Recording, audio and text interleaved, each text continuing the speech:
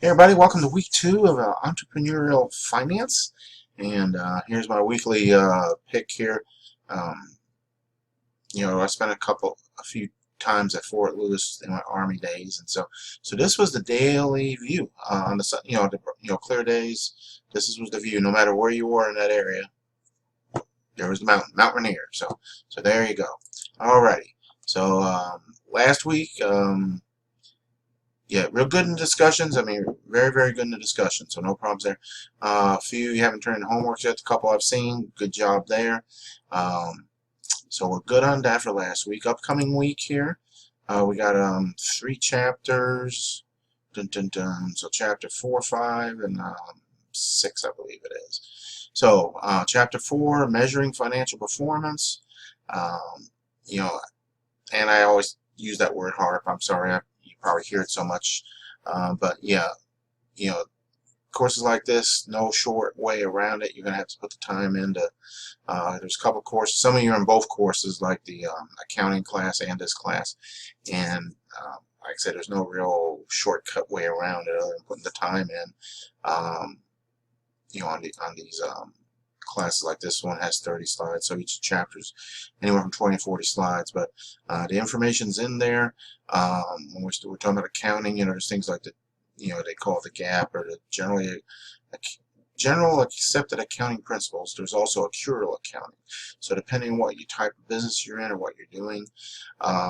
Another thing, like depending on the type of businesses, um, small business owners, a lot of them just go by month-to-month calendars and accounting. But like when I was in Domino's, they went by what they call period or financial um, accounting. So which basically there was 13 months, 13 months in the year instead of 12. And this is kind of what it looked like. You got 3, 6, 9, 12, 13, and it's basically 4 weeks straight. So the first of the month, I can't make that any larger, but your first of the month, halfway through the year, might not be on the first of the month, might be on the 3rd, the 5th, or something like that, or the 28th, depending on how the year runs. But there's basically 13 months in the year. So now this is old. I'll show you one of my domino charts I kept, but this is old. But see, there's 1 through 13 months in a year, and so that was just a different way of doing the accounting. So just a little tidbit of info there for you. So where was so let me get back down here. Okay, so chapter 5, evaluating performance. There's lots of ways depending on how big of a company you're talking about. If you're small like me, I had 3. You want to have corporate stores. I'd have anywhere from 8 to 15 stores. As a franchisee, I had 3, and so there's different ways you would measure. You'd keep stats on different things, be it profits or budget, or different ways to measure.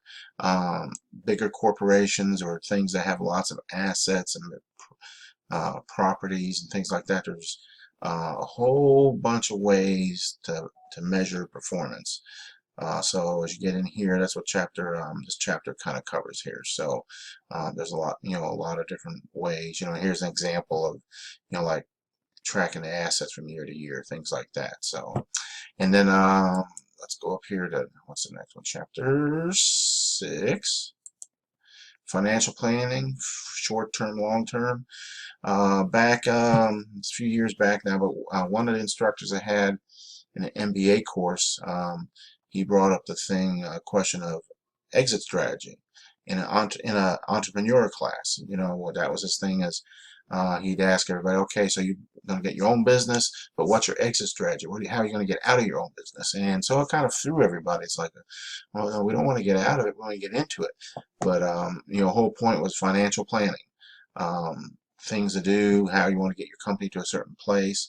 If you do need to get out or want to get out, you have to have a strategy for that too. So there again, there's a lot of things that go into life cycles, operating, financial decisions, different things. And depending on what size company you're talking about, whether you're talking about opening up a little shop or restaurant or something, or you're talking about something really big.